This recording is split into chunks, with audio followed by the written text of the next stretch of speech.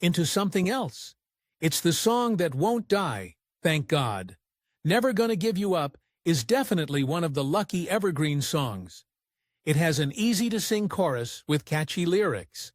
Rick Astley's approachable presence in the music video made it as fun to watch as it was to sing. It was a staple of the 80s, but the internet made it relevant again in the new millennium. Keep watching as Rick Astley tells the story behind Never Gonna Give You Up. Who wrote the song? British production team Stock Aitken and Waterman wrote Never Gonna Give You Up. They included members Mike Stock, Matt Aitken, and Pete Waterman. They've written other hits such as Mel and Kim's Respectable and Kylie Minogue's I Should Be So Lucky. Pete saw Rick in a soul band.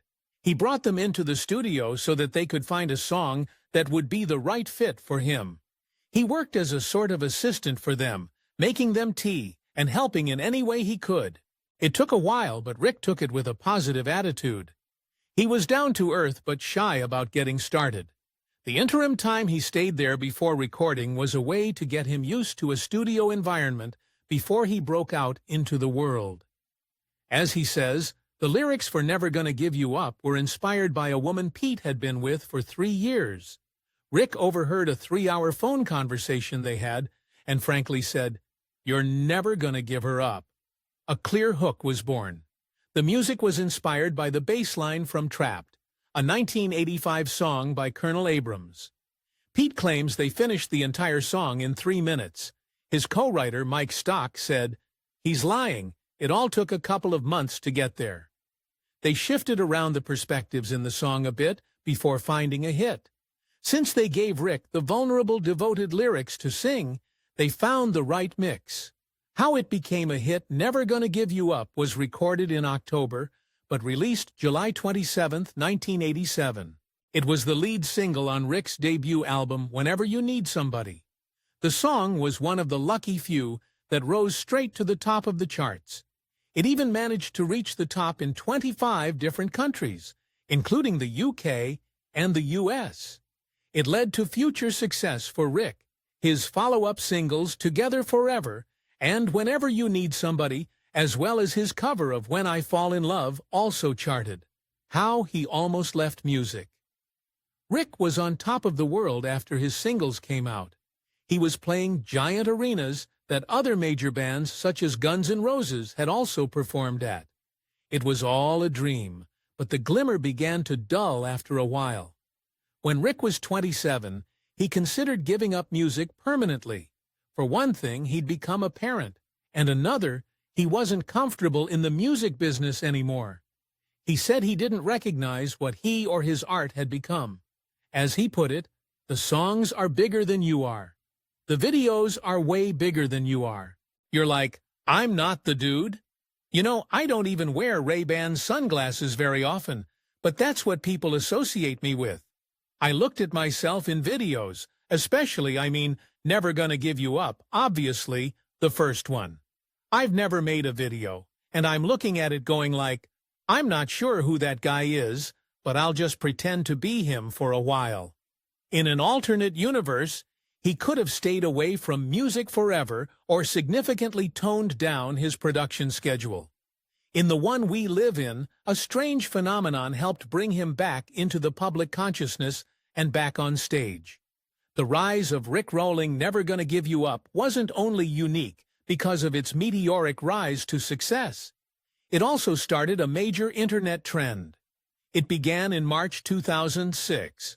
A 4chan moderator replaced every instance of the word roll with the word duck. A threat about egg rolls became duck rolls. A contributor added a link claiming to fix the problem, but it only took them to a picture of a duck on wheels. In 2007, the trend went further. The duck image was replaced with a link to the music video for Never Gonna Give You Up. It also replaced the trailer for the video game Grand Theft Auto 5. Thus, Rickrolling was born. A link could supposedly lead anywhere, but it always went to the same place. It's a prank, a meme, and a silly way to waste time. The trend has arguably helped Rick's career. It helped the music video of Never Gonna Give You Up get over 500 million streams, and it's one of only 4 songs to get over 1 billion streams on YouTube as of 2023.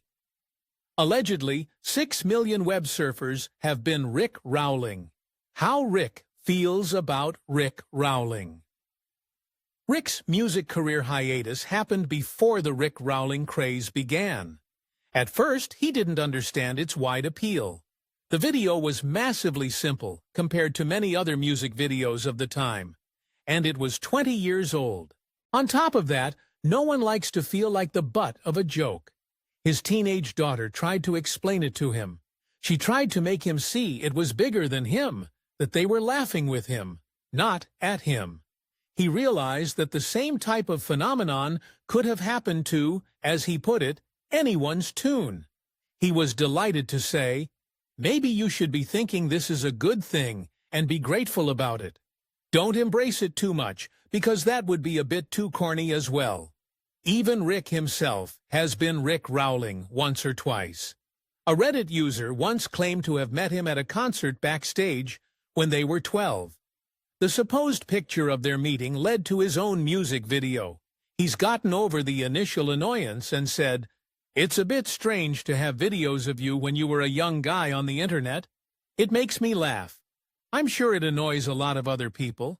It's a bit spooky." It even got him close with the major band Foo Fighters. They made the news by blasting "Never Gonna Give You Up" next to an anti-LGBTQ+ protest from the Westboro Baptist Church in Kansas City, Missouri. Rick got close with the band and performed the hit with them at a concert in London in 2017. How does Rick feel about the song now?